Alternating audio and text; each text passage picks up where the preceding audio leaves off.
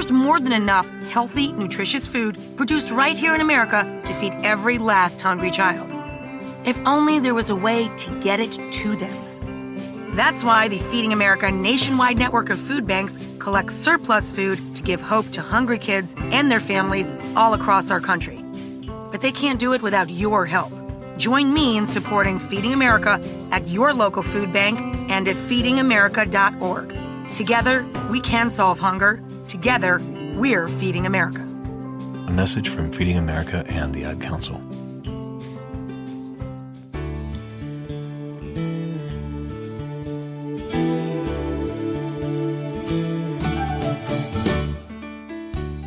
And welcome back once again to more right here on Herbally Yours on the voice of Nassau Community College 90.3 WHPC.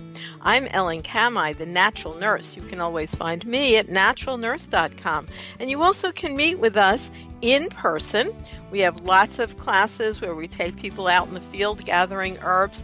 We have free meetings at the Oyster Bay Library for the American Herbalist Guild. And we have classes on how to become a professional herbalist. Many of the classes are online. You can go to naturalnurse.com calendar to find us on how we can meet together and just have some natural health fun. Today, our guest is Dr. Rob Brown. He's a practicing radiologist for over 25 years, and he has now introduced wonderful information in a new book called Toxic Home, Conscious Home. That's Toxic Home, Conscious Home. And I like the name of your book, Dr. Brown, because it sounds like that's something that you can go from, which might be a toxic home, to which might be a conscious home, which is going to be a lot healthier. Exactly. That was the idea. Well, it comes across. Now, I like you're talking about permanently ditching plastic water bottles. Boy, plastic is really becoming a big thing. I know here where we are on Long Island, that's where we're out of Nassau, Suffolk County, which is our county right next door, has already initiated that you have to pay for every plastic bag that you get at a grocery store, which is a really nice motivation for people to bring their own bags. Yes, they're doing that in Chicago, too. I think it's becoming a national concept, which I think is wonderful. Yeah. You know, that's a good way, rather than even talking about the health effects, talking about the money effects. That seems to move things a lot more quickly. Yes, it's true. Yep. I'm really happy about that personally. I think it's so easy to bring, a more permanent, sturdy bag and just reuse it. That's what I've been doing for many years, and they hold a lot more. They're much more stable and secure. You can put much more into each bag, and there's no waste. Yeah, so that's, one little step in the right direction. But when you're talking about plastic bottles, which you already explained, the fact, I think it's shocking, and I just want to repeat it, that even though it shouts out in big letters BPA free, it doesn't mean that it's free from other outgassing, highly toxic molecules. Right. That is just shocking. So what can people do if they even want it for themselves or especially their children?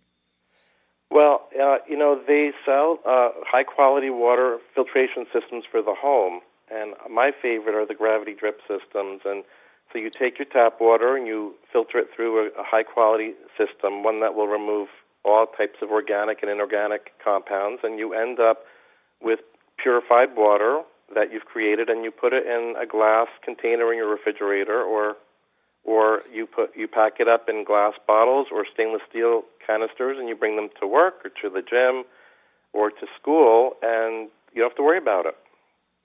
Well, that's a good solution. And really, once you buy those the first time, you don't have to keep getting them. You can keep them and reusing them. That's right. And the filters for the gravity drip systems, they last at least 6 months. So you actually save money. You save a lot of money if you start considering how much the plastic water bottles cost. And it really doesn't matter if you're spending $5 per bottle of water and getting one of the more expensive brands, because it's not about where the water is sourced from, it's about the plastic itself. Yeah, in terms of the plastic going into the water. Yeah. Now, let's talk about air pollution.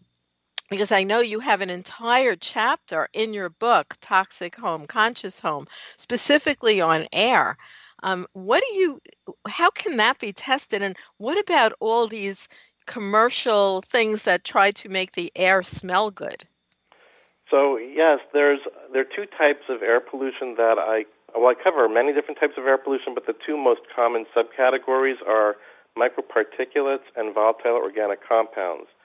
So most people think of the particulates when they're thinking about air pollution, and they get an air filter, a filtration system, a higher quality filter for the HVAC system, or a portable air filter with a HEPA, a HEPA screen. So they're taking particulates out of the air. But what we can also have infiltrate our air are volatile organic compounds, and these are the compounds that are off-gassing from glues and paints and lacquers and wood, building products, and our dry cleaning, all plastics, all types of compounds in the home off-gas, and they produce these volatile organic compounds. They can actually become absorbed into your bloodstream as you're breathing, and they can cause chronic and acute or chronic health effects. I had an interesting experience while I was painting my living room, and the packaging on the paint said use in a well-ventilated area, and I did. I opened up all the windows, I put a fan in the room, and even so, a few days after I started the project, I ended up with nosebleeds. And the nosebleeds progressed and got worse and worse. I didn't tie it in with the paint, even though I was working on the air chapter at the time. It was funny. I was one of those experiences that really tied in with what I was researching at the time. Anyway, I ended up with hemorrhage out of both my nostrils, hemorrhage that I couldn't stop. And I went to the emergency room, and the ER doc examined me, and he recommended that I see an ENT. He couldn't exclude a cancer in the back of my nose. And I asked him, I said, do you think this could be related to the paint fumes, the volatile organic compounds from the paint? And he looked at me like I had two heads. And his expression just told me right away that's what it was. So when I got back home, I started sleeping down in the basement. I opened up all the windows for another couple of days, and it went away, and I never went to the ENT. But the two messages from that story are, one, be very careful of volatile organic compounds. And even if you don't have a nosebleed, they can cause chronic health effects. So there are cancers and other terrible things that can happen if you are chronically exposed to these. The second message is your allopathic physician probably won't know anything about this.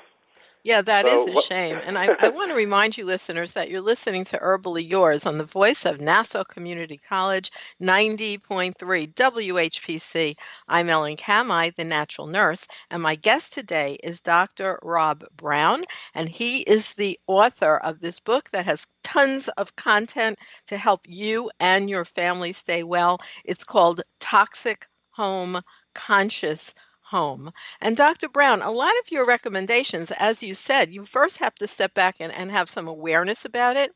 You have to create change about it, but it's not necessarily expensive. For instance, let's say those commercial air scent things.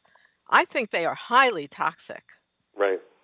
And you can replace them with something natural, like just, let's say, lemon peels. Yes. Or bringing plants into the house can clean the air. Plants, that's great. Yeah, plants will actually absorb volatile organic compounds and use them as nutrient, so they can clean your air. And as you're saying, there are many natural things like lemons and different herbs and essential oils that are not going to produce toxic chemicals in your air that you can use to make the air fragrant. Tell us more about the plants. Do you have a chapter in your book, Toxic Home, Conscious Home, about which plants might be best to have as indoor plants?